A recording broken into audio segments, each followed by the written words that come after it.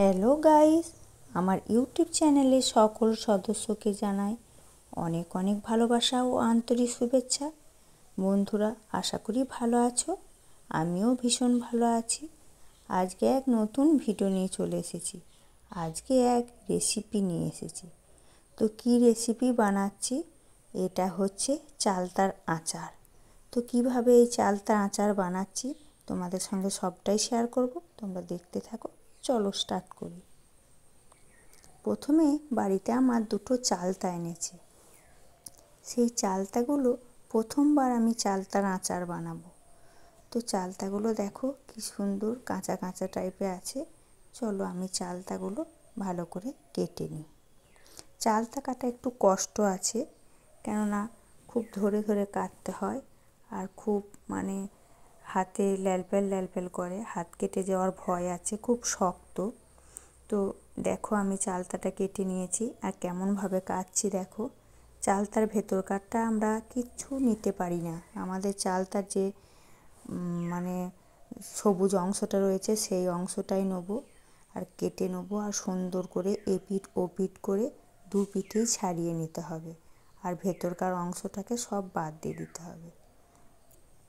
চালতা কাটা খুবই কষ্ট আছে। মা কাকিমাদের দেখেছি চালতা কাটা, আমি কোনো দিন কাটিনি, প্রথমবার আমি এই চালতা কাটবো। আর এভাবে সব চালতাটা আমি ছাড়িয়ে নিয়েছি। দেখো কেমনভাবে এপিঠ ওপিঠ সব ছাড়িয়ে নিয়েছি, দেখেছো? এবার ছাড়িয়ে পরিষ্কার করে জলে ধুয়ে নেব। আর এগুলো এখন আমি শিলের মধ্যে থেঁতো করে নেব। আমি চলে এসেছি শিলেতে, আর নোড়া দিয়ে ভালো করে এইভাবে থেঁতো করে নেব। এভাবে সবগুলোকে থেঁতো করে নেব। থেঁতো করে না করলে এর ভেতরে রসটা ঢুকবে না। দেখো আমি সবগুলো থেঁতো করে নিয়েছি, আর একটা প্লেটের মধ্যে তুলে নেব। সুন্দর করে থেঁতো করতে হবে যাতে এর ভেতরে রসটা ঢুকে যায়। আর একটা কড়াই চাপিয়েছি, কড়াইয়ের মধ্যে জল দিয়েছি, আর জলের মধ্যে আমি এইগুলো এখন একটু ভাপিয়ে নেব। কেননা জলটাকে না ভাপিয়ে নিলে একটু ল্যালপ্যাল ল্যালপ্যাল করে, তাই আমি একে ভাপিয়ে নেব। আর জল গেলে ফেলে দেবো। আবার শিলের মধ্যে আমি সর্ষে নিয়েছি, আর দুটো শুকনো লঙ্কা নিয়েছি। শুকনো লঙ্কা আর সর্ষেকে বেটে নেব। আর দেখো আমি ভাপতে দিয়েছি, ভাপ আমার হয়ে গেছে প্রায়। এরপর আমি জল দিয়ে ধুয়ে নেব। আর সর্ষেটা বেটে রেখে দিয়েছি, সর্ষেতে লঙ্কাতে কড়াইয়ের মধ্যে তেল চাপিয়ে দিয়েছি। তেল এখন গরম হয়ে গেছে, এর মধ্যে একটু পাঁচফোড়ন, একটা শুকনো লঙ্কা দিয়ে দিলাম। আর পাঁচফোড়নগুলো আমার হয়ে গেছে। এর মধ্যে আমি জল ঝেড়ে যে চালতাগুলো রেখেছি সেই চালতাগুলো এখন লাল লাল করে ভেজে নেব। এইভাবে সব চালতাগুলো দিয়ে লাল লাল করে ভেজে নেব। চালতাগুলো না ভাজলে একটু কাঁচা কাঁচা গন্ধ ওঠে, তাই ভালো করে ভেজে নেবো আমি লাল লাল করে। দেখো আমার লাল লাল করে ভাজা হয়ে গেছে। এর মধ্যে আমি সর্ষে বাটা, হলুদ, লঙ্কা বাটা সব রকম দিয়ে দিয়েছি। আরও একটু জল দিয়ে দিয়েছি, আর লবণ দিলাম। ঝাল মিষ্টিটা যেন পরিমাণ মতন ভালো হয়। মিষ্টিও দিতে হবে, লবণও দিতে হবে, ঝালও দিতে হবে।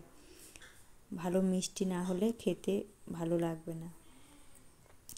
আর দেখো আমার এর মধ্যে চিনিও দিয়ে দিয়েছি আমি, তোমাদের সঙ্গে শেয়ার করা হয়নি চিনিটা পরিমাণ মতন বেশি দিতে হবে। চিনি দাও, গুড়ই দাও, বেশি পরিমাণ দিতে হবে। আর আমার দেখো কালারটা দেখেছো আস্তে আস্তে কেমন সুন্দর হয়ে গেছে। আর খুব খেতে ভালো হয়, খুব ভালো লাগে জানো তো। আমার বাড়ির লোকে তো খুব পছন্দ হয়েছে খেয়ে, ঝাল ঝাল নুন নুন মিষ্টি দারুণ হয়েছে। আর আমি এটাকে জলটাকে আরও মেরে দেবো, একটু গায়ে গায়ে করে নেবো। একটু গায়ে গায়ে হলে চিবিয়ে চিবিয়ে খেতে খুব ভালো লাগে, আর চালতার ভেতরে রসটা ঢুকে যায়। দেখো আমার হয়ে গেছে কমপ্লিট। দেখেছো কি সুন্দর কালারটা এসেছে, ভীষণ সুন্দর হয়েছে। তোমরাও এইভাবে বানাবে, অবশ্যই ভালো হবে। আর এখন গরম ভাতে গরম গরম পরিবেশন করলে খুবই ভালো লাগবে। তোমরা এইভাবে বানাবে। আজ আসি, বিদায়, টাটা। ভালো থাকবে, সুস্থ থাকবে। আর ভিডিওটা ভালো লাগলে লাইক কমেন্ট শেয়ার করতে ভুলো না। আবার দেখা হবে অন্য কোনো দিন অন্য ভিডিওতে। আজ আসি, টাটা।